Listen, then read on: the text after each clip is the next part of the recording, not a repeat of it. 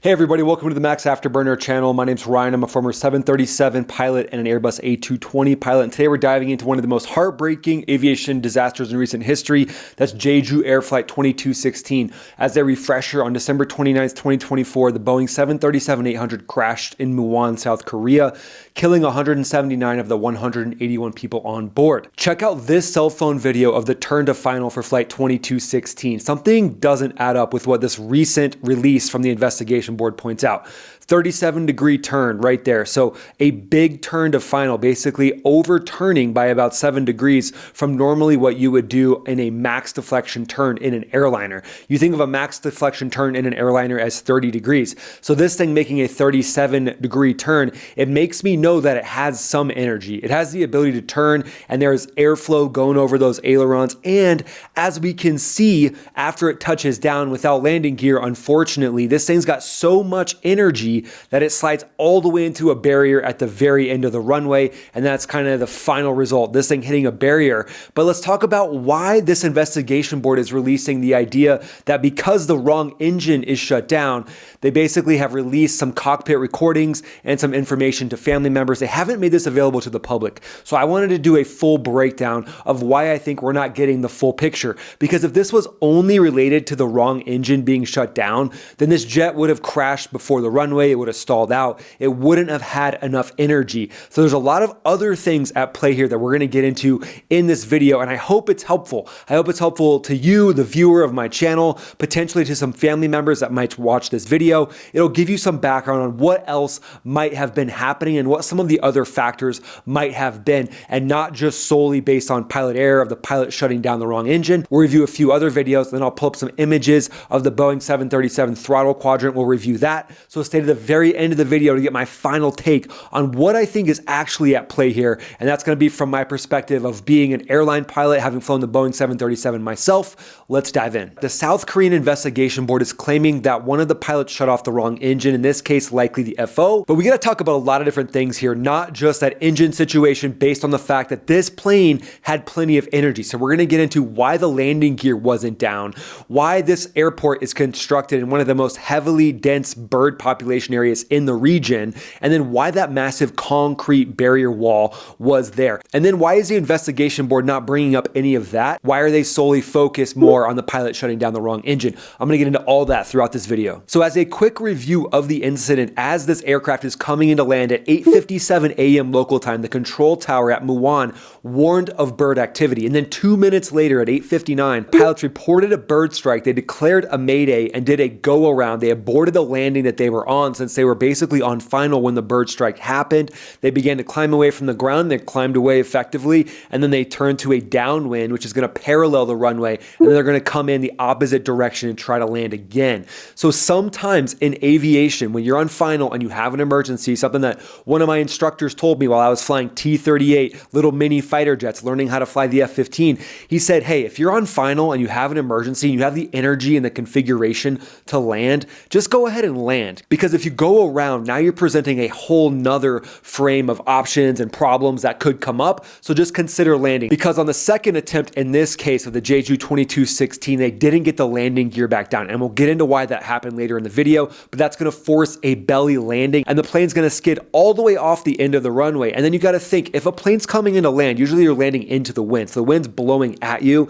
and basically gives you a slower ground speed. So in this case, doing a 180 and coming back around, they likely had a tailwind, could have been a massive tailwind, and that's going to make them a lot faster on final as well, and that's not going to help out with them slowing down. As soon as those engines touch the runway like that, it's essentially like they're on ice skates, and it's just continuously sliding because there's no landing gear and there's not enough friction to actually make this happen. And then the thrust reverser situation is built to be up and off the ground, where it's getting better airflow and it's able to use those thrust reversers effectively. And in this case, the left engine was shut down, so they couldn't even use that left thrust reverser. And in the landing footage, you can see that the right thrust reverser is attempting to deploy. You can see that part of the engine coming back, and it's attempting to try to slow it down, but with lack of airflow, with this thing scraping across the ground, with damage already done to both of the engines, so to the right engines as well, it's just not going to be able to get slow. But again, that tailwind on final, when you do a 180 and you come back around, that's just not going to help out. So the South Korean Aviation and Railway Accident Investigation Board, or ARAIB, ARAB, is leading the probe with support from the NTSB TSB, the FAA, Boeing, and CFM International. They released a preliminary report on January 27th, and they talked about Baikal teal duck remains in both of the engines,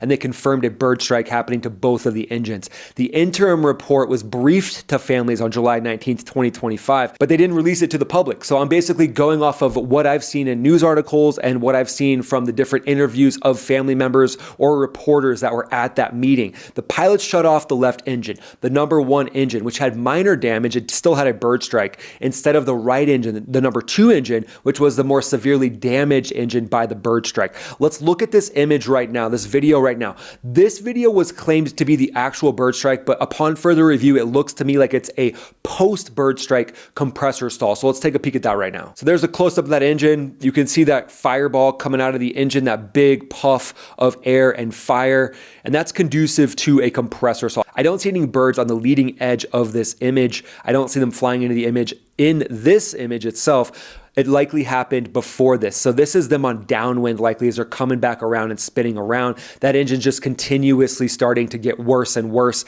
As you can see, that right engine, that big plume of smoke right there coming out, that's the engine basically gasping for air, saying, hey, I'm dying. I don't have the ability to perform much longer. I'm gonna do everything I can to try to produce thrust, but this is not going well. That's essentially what the engine is saying.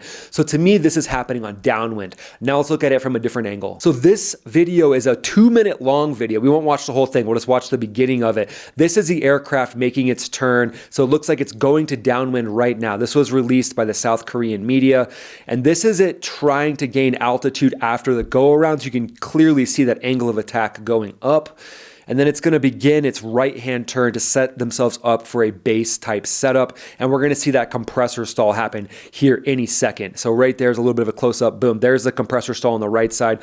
We don't know for sure if that was the same compressor stall from that last video, but it's still out of the right engine. So that right engine might just still be struggling. There could be multiple compressor stalls for sure as this thing tries to relight, as it tries to function, as it tries to give this jet some thrust. So you can see here, this jet's doing its best to maintain altitude, and it's doing a decent job. This is something else I wanted to bring up to you, so we might as well talk about it right now. It's doing a decent job of maintaining altitude. It looks like it's not struggling as it's making its way basically around a box pattern to come in for a final approach on the runway. So you can see that it's climbing a little bit right there, basically gaining a little bit of altitude. So there is some thrust coming from that right engine clearly, because likely at this point that left engine is shut down. So again, thrust likely not the issue, and this video right here is proving it to us because this plane's continuously flying around the pattern. Here's this aggressive turn to final. This aircraft has plenty of energy. Likely that right engine is still providing a decent amount of thrust, 37-degree turn like we saw at the beginning of the video as it makes its final approach. Unfortunately, just no landing gear down. But yeah, this video is good for us to see the actual energy state of the aircraft. Now, some people have said, should they have tried to put it down in water next to the runway instead? I mean, hindsight's 2020.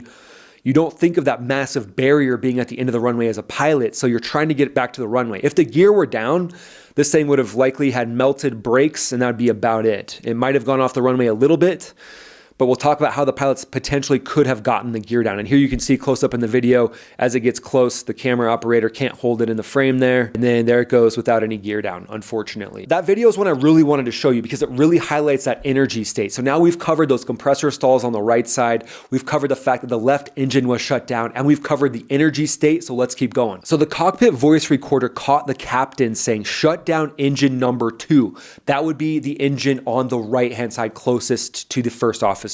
But the left engine's fuel cutoff switch was pulled and its fire extinguisher was activated, and that shut it down permanently. And this tells me there was panic in the cockpit, specifically by that FO. And I'm going to tell you why I think there was panic in that cockpit. But first, I want to show you an image of this throttle quadrant. I've flown this jet many times, the 737, and I've used this throttle quadrant hundreds of times. And let me tell you, To me, it is not the most comfortable user interface, especially for a new pilot. So the FO is going to be newer than the captain. And for a new pilot, when you look at this throttle quadrant, to me, it's just not built for someone who's new. So there it is. You can see the two main throttles standing up. There's just tons of switches all over the place. Again, the Boeing 737 was designed in the 60s, I believe, maybe even before that. And then this next generation, the 737-800, is the one that they were flying that had this accident.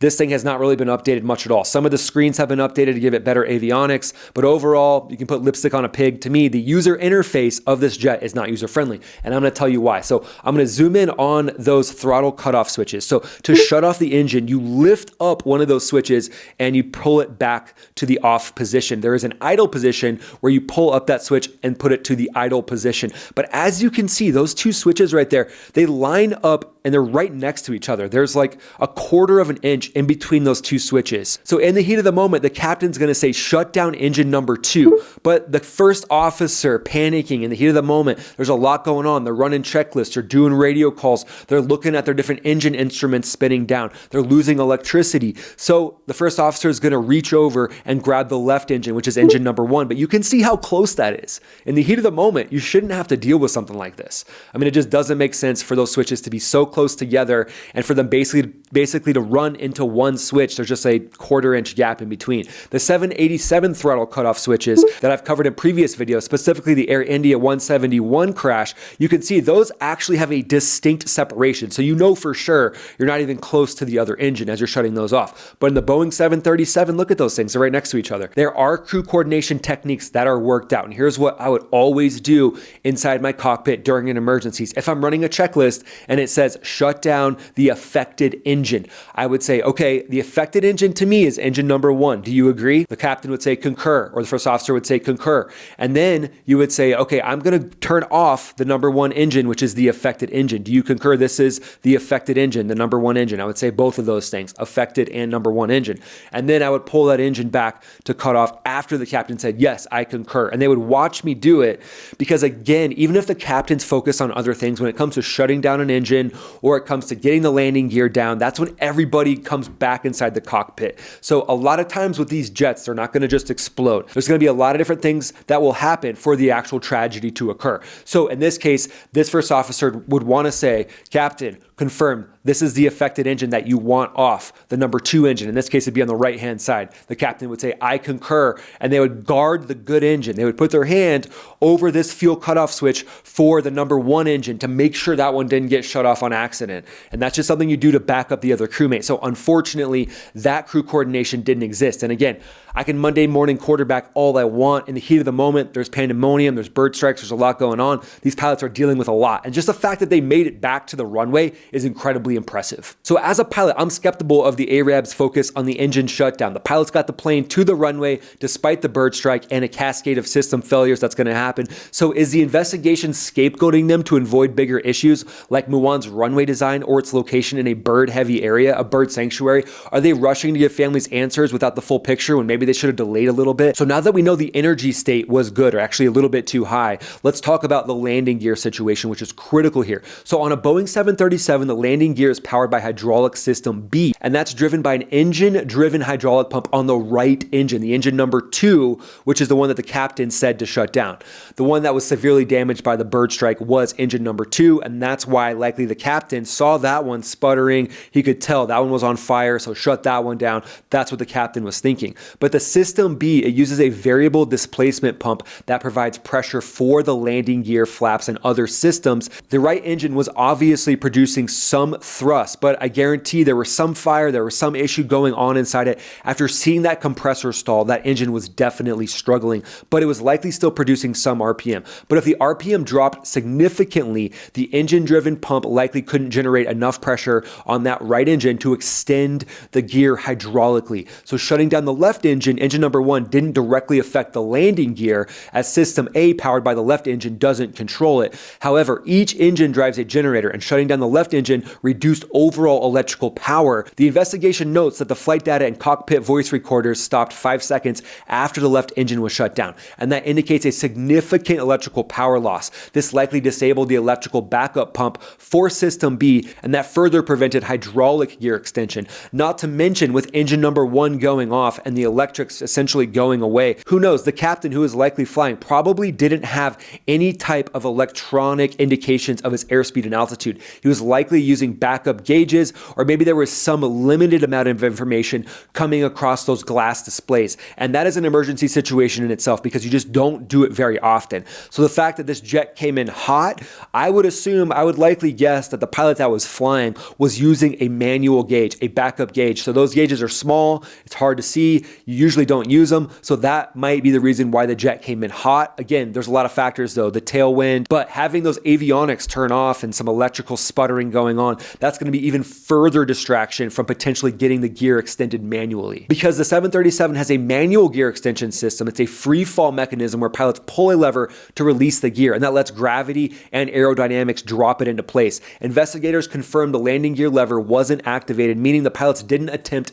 manual extension. So I'm not sure if they actually attempted the regular gear extension with the normal gear extension procedures. I'm not sure. From the report, I can't tell. Likely they did, but then nothing happened. But it was confirmed that they didn't attempt that manual extension. However, there's only about 4 minutes between the bird strike and the crash. So the bird strike and the crash happening so close together, there's pandemonium in the cockpit. And let me tell you, there's alarms, there's engine issues, there's task saturations, there's go-around things that you got to do after a go-around. And then you're supposed to lift up this plate on the ground behind you as the first officer. Make sure that plate's up and out of the way. And you're kind of leaning way back. I'm going to try to stay close to the mic here, but you're leaning way back in your seat to get that thing off the ground. And then there's these pulls you have to push in on a lever, and then you pull out these wires for each of the gear, each 3 of the gear. So if they were fast, maybe they delayed that from happening, and then by the time they got on final, they forgot about it. But that is a very cumbersome thing about the 737. Again, the user interface of this jet was built for like the 1950s or 60s.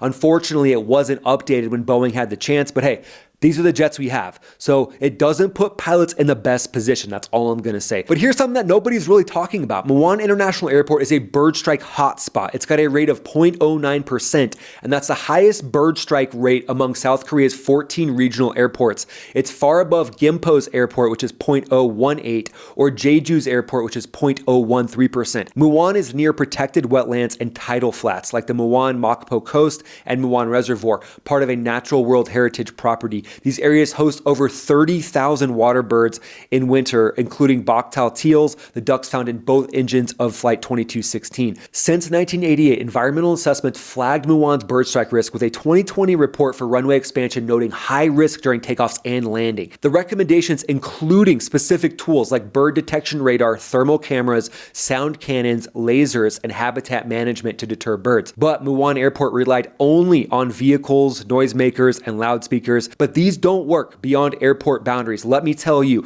bird control is incredibly important, and way more measures need to be taken at airports that are close to bird sanctuaries. Someone's got to say it, and I'm saying it here on this channel. And then lastly, the runway ends near a concrete embankment, and that houses the instrument landing system's antenna. It's about 250 meters from the runway's end. So when Flight 2216 belly landed, it skidded at high speed and it hit this barrier. This solid barrier was a death trap. So standards require that runway safety areas at least 300 meters of clear space beyond the runway to catch overshoots. Muan's design fell short. It was tighter than that 300 meters, and the barrier's placement was a clear violation of best practices. So in my opinion, it was the barrier, it was decisions not to have the most advanced bird mitigation strategies, not to already have breakaway barriers. That's what turned this into a catastrophe. And the pilots had the runway in sight the whole time. So during the go around, they have enough thrust. Obviously that engine's producing enough thrust, even though the wrong one was shut down, they're still getting enough thrust to create enough energy to get back to the runway. So that's what they elected to do. And I think in that case, landing at the runway, that was the right choice to make. And I think